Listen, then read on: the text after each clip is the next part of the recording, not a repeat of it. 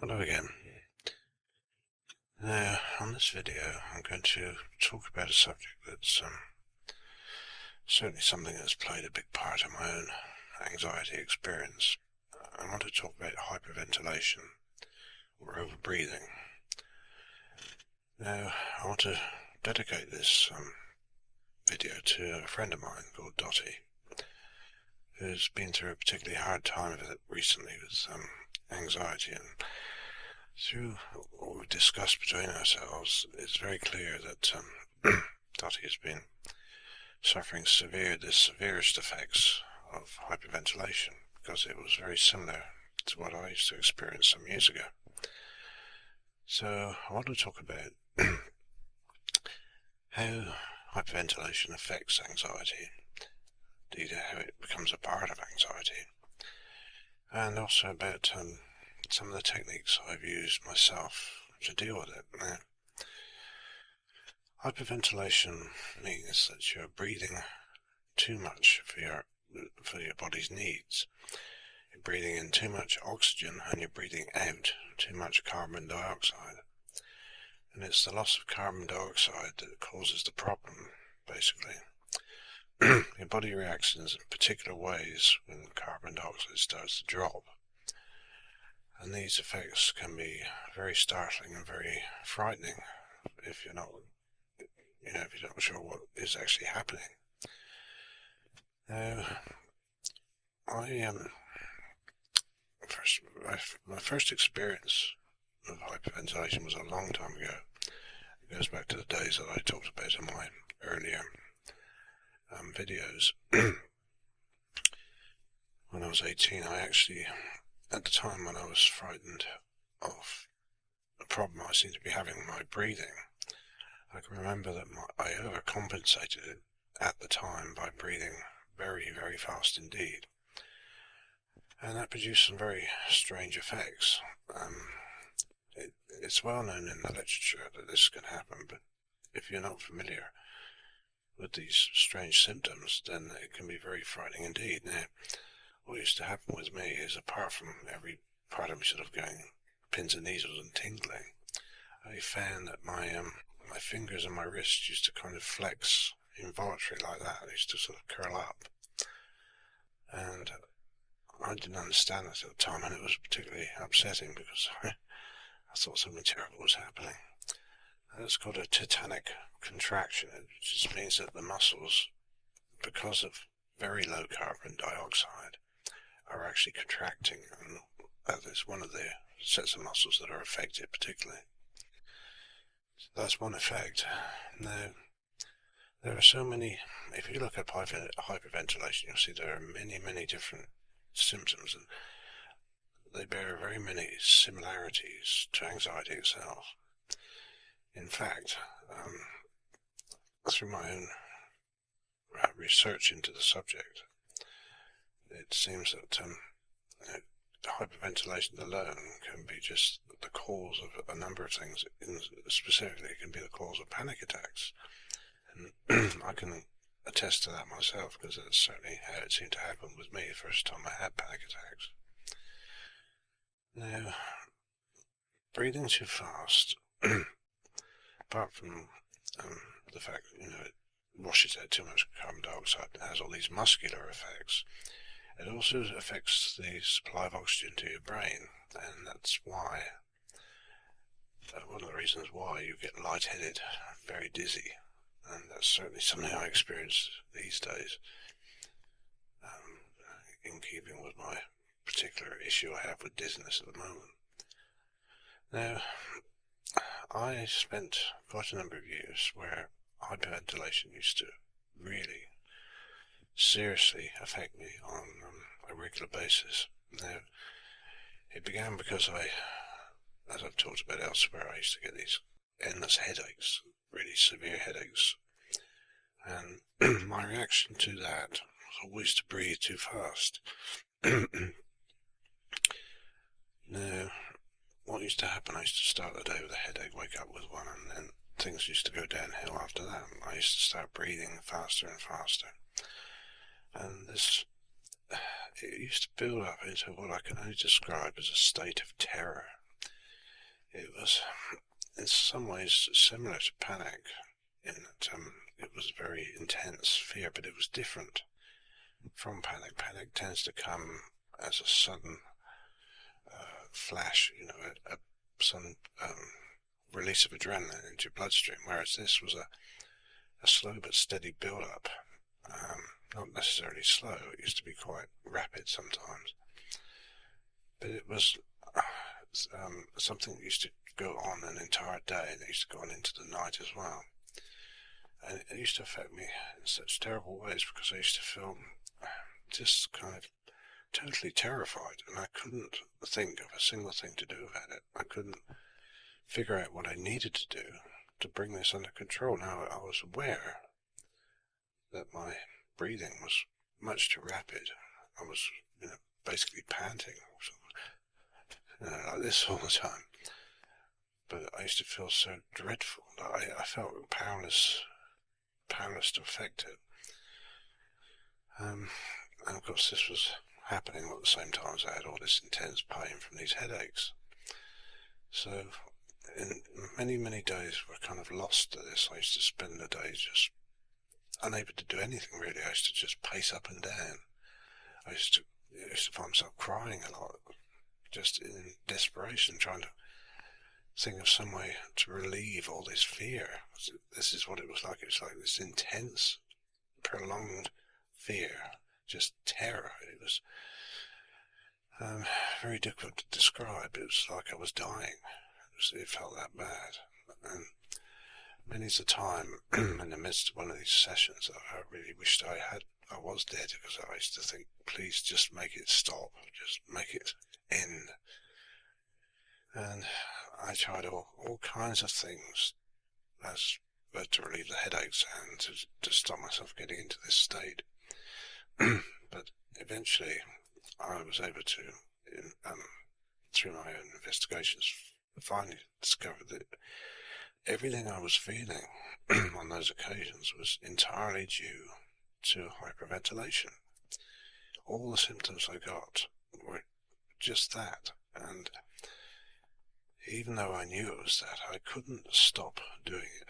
I just couldn't figure out how to do it. I knew about breathing exercises. I knew about things you're supposed to do just to kind of regulate your breathing. But everything I tried that was aimed at affecting my breathing didn't work. It just wouldn't work. So this pattern used to go on and on and on. Now, I eventually got to a stage where I was able to resolve this headache issue, and that began to break the cycle of fear. Now, it wasn't just the headaches that made me breathe fast. I used to breathe fast anyway, and it's always been my particular response to a lot of things, just to breathe quickly. I mean, this is an anxiety symptom. Of course it is in itself. It's one of the things that happen when you've got adrenaline going around your body. It makes you breathe faster. But it's it was the fact that it was just kind of endless. I couldn't think of a single thing that would actually stop it happening. And then the days I used to, like I said, I used to go on into the night, and I went to bed, and I still used to be like this, and shivering and shaking with it as well. That used to go on throughout the day as well. I used to go to bed and just lie there with all this going on, because I couldn't sleep for hours and hours. Eventually, exhaustion used to take over, and I used to finally go to sleep. And most times when I awoke after it, I used to feel very weak, very drained. But the headache was gone, and the breathing had kind of sorted itself out. So this state of affairs continued for some years, and these days I used to live in terror of them happening, because once they got going, there seemed no way to stop it. It just seemed to take on a life of its own. I used to write about it in my journal. I used to bemoan it over and over again. This thing just kept on repeating. Anyway, because of my knowledge and understanding what I already had, Claire Weeks and all the other things I've talked about here, I was able to sort of figure out basically what I needed to do. And I mentioned that nowadays I still do suffer from overbreathing, and the way I've developed that works for me is still based on Claire Weeks' ideas, because that's, this is what I've found to work. But having said that, I know there are so many different techniques for regulating your breathing that exist at the moment, so many different breathing retraining techniques, if you like. But these are all well and good if you're in a state, you're not in this terrified state. If you speaking just for myself, if I tried to use any of these methods deliberately to slow my breathing down, all it succeeded in doing was to make it worse, make it much worse. So even though I tried to do it on many occasions, tried to slow my breathing down, just let it come by itself, I couldn't do it. I could not make it work. So the problem just persisted. However, over the course of time, and even this is true even nowadays when I find myself breathing too fast, I learned how to gradually defuse this situation. Now, it's a pretty obvious kind of way of dealing with it if you think about it when I describe it. It takes a bit of practice. That's not something that I learned to do immediately, that used to kind of switch off these terrifying days I used to have, but I practiced doing it, and I learned how to keep myself from getting into this highly accelerated state where my breathing was just out of control. I learned how to stop that from happening. I also learned how to gradually bring this fast breathing rate down to what it should be. Now, in the literature on the subject, it says that normal breathing rate when you're at rest is 7 to 14 breaths a minute. Now, I used to measure my own breathing rate when I was in these states, and it used to be in excess of 30 breaths per minute, which twice what it should have been. So it was clearly way too fast. Anyway, what I learned to do is basically still an application of Claire Weeks' ideas. I learned that if I just sat down, like I am now, just sat comfortably in a chair, making sure that there was no restriction to my breathing here or here, that I could breathe free. I wasn't kind of hunched up or doubled over in any way to restrict my breathing here. That's what I should have been doing, was breathing from down here rather than from up here, which is chest breathing, as it's called. That sort of breathing is fine with exercise. If your body demand more oxygen, that comes into play. But normally speaking, you breathe down here, abdominal breathing. So you need to sit comfortably in the chair and just make sure that you're unrestricted, your breathing's unrestricted. So what I used to do, I used to sit down, just breathing fast, and I used to sit there and just kind of let myself go as much as I was able, and just tell myself repeatedly, slow down. I used to keep saying this over and over to myself, slow down. Now, I wasn't trying to force my breathing to go slower, because I knew that didn't work. What I was doing instead was to allow my breath to slow down, let my body slow it down for me. And this, you can think of this in a similar way to what happens if you're out of breath following exercise, if you've been running or exercising, and you stop, and you're out of breath for a few minutes, you can't force yourself to get your breath back under those conditions. You have to wait. You have to wait until you get your breath back, till your body kind of slows down and your breathing slows down. So this is what it's like, only this time you're kind of recovering from anxiety exercise, if you like. It's all this fast breathing is, like I said, it's an accompaniment to anxiety. But what you're trying to do by just sitting here and letting breathing slow down is exactly the same, really. You're letting the body return to a more, to a normal state as far as you can. Now, in the beginning, when I started doing this, I was too preoccupied with all the other physical effects that I was feeling because of the overbreathing. I used to be, my particular problem I used to have was nausea, really severe nausea. And this is because one of the other effects of low carbon dioxide is that all your muscles, not just your external muscles, tense up, but your internal muscles do as well, such as your stomach muscles and your abdominal muscles too. So you feel a squeamish, sick feeling as your muscles kind of contract. And plus your bowels, you feel like your bowels are cramping and you're going to have terrible diarrhea, which in some cases I did.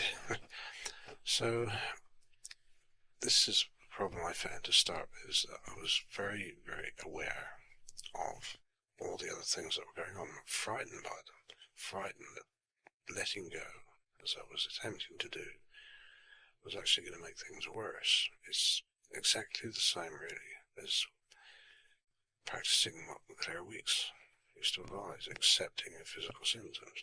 But it was very specific for this very strange, prolonged hyperventilation syndrome, I suppose you could call it, because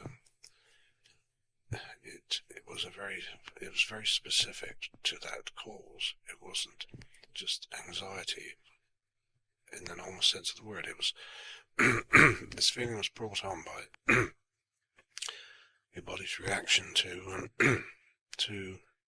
the very low carbon dioxide. In effect, to your body, it seemed as if you were suffocating.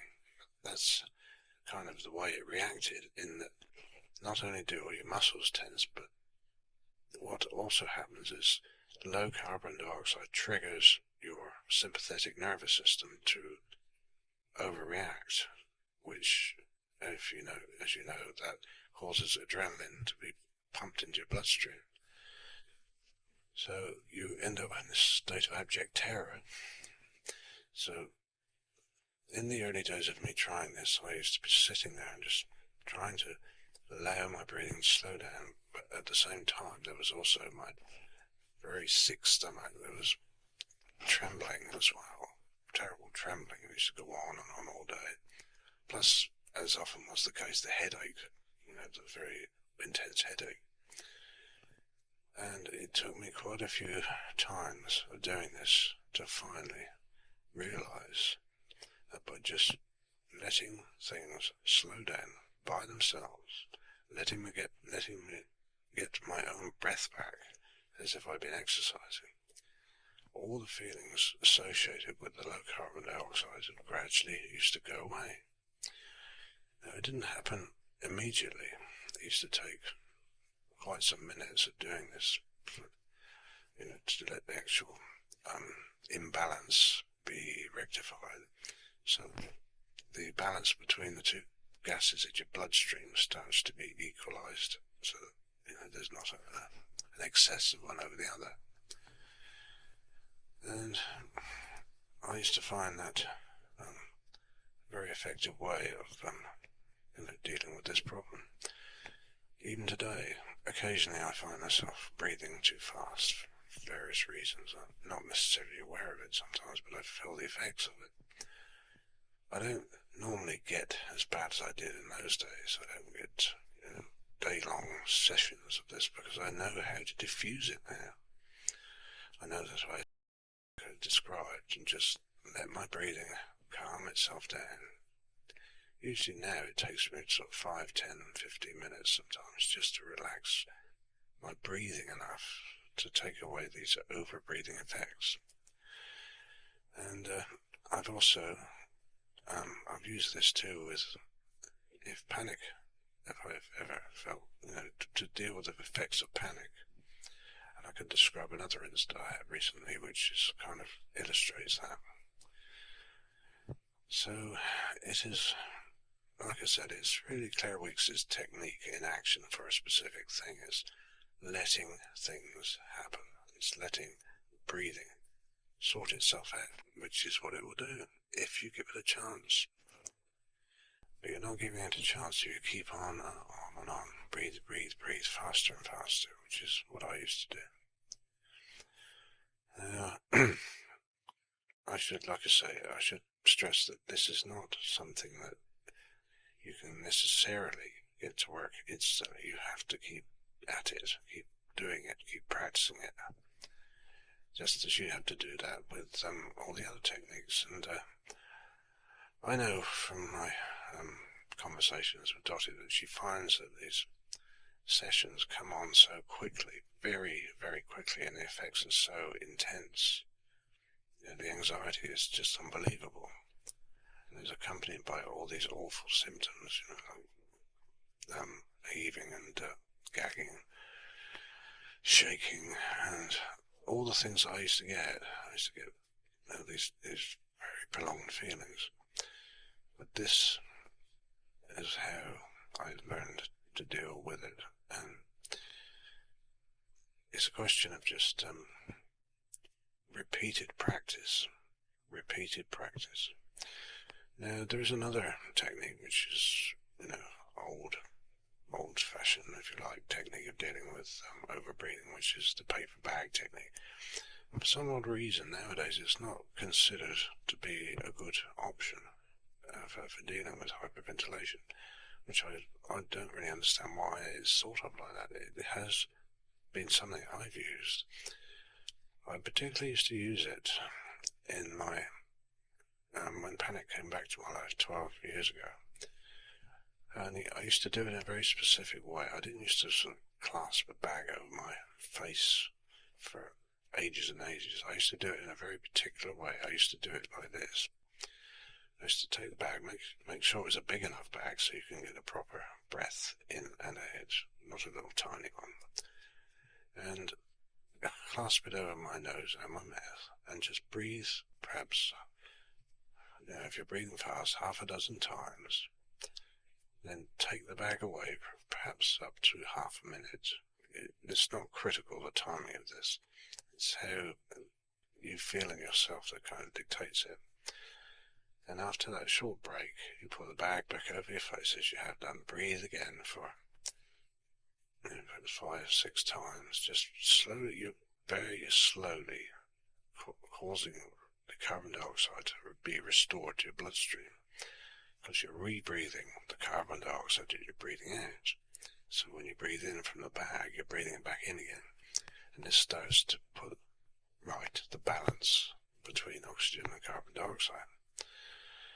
So I used to do that. I used to breathe in for a bit, then take the bag away, back again, take it away. I used to do this perhaps 5 or 10 minutes. I could feel the effect of doing this. I could feel it mostly here, because I used to get this awful nausea with it. I used to find gradually if I calm myself down, doing it this way, I could feel the change coming over me, the fear that was present with it as well. It used to kind of gradually fall away. And whatever people say about using this method, I've always found it, if you do it like the way I just described, I found it very effective. Now, one thing, as with so much in anxiety, is the fear of these things happening again that keeps you in this state of kind of dread over them happening. And whenever you stay in this state of mind where you're dreading something to happen, of course, you're kind of inviting it to come back. How could it not really? You're expecting it to come back, and from past experience, you know that it has come back. And like I said, with me, I used to dread it so much because of what it used to do for such a long, horrible, it just felt like a day of physical torture to me. It's like there was no relief from it. There was nothing I could do to make it feel any better. It just used to go on and on. And this is what is so upsetting about it, because it's so relentless. And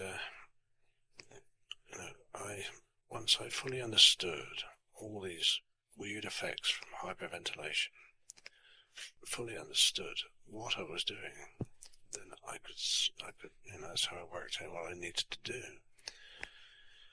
So there are plenty of documented symptoms that are described with hyperventilation.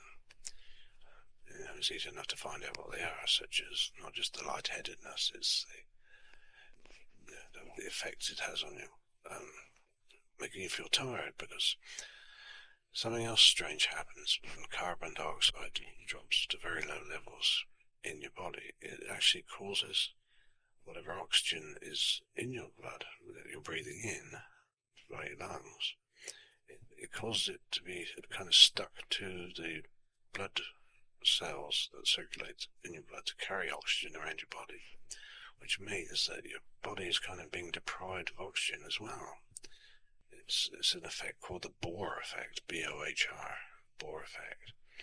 And your blood cells are very reluctant to give up their oxygen to your bodily cells, which is kind of a paradox when you think about it. But that can contribute not just to the feelings in your head, but to a general feeling of great tiredness, weakness, because your body's not getting the oxygen it needs for your cells. So that's something else which I learned, and I can certainly agree with that, because I used to feel so exhausted after all these sessions. But, that was the reason why. So those are just two techniques that I learned, but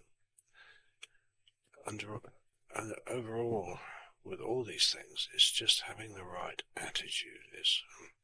It's finding out information. It's finding out the facts of what is actually happening, which in effect is actually fully facing what you're experiencing. And this is what I did. I just thought, I can't tolerate this any longer, so I've got to find out and find a way dealing with it. And I did. And this is what I use now. Even these days, especially these days when I'm out, hyperventilation still plays a big part in my life, and I have tried various breathing exercises in my calmer moments, when I can kind of practice a more healthy type of breathing. And I've not had a very good success with it, but I do know that once my general levels of anxiety go down, so does my breathing rate as well. I've had this problem since my teens when I first experienced it. But you gradually learn to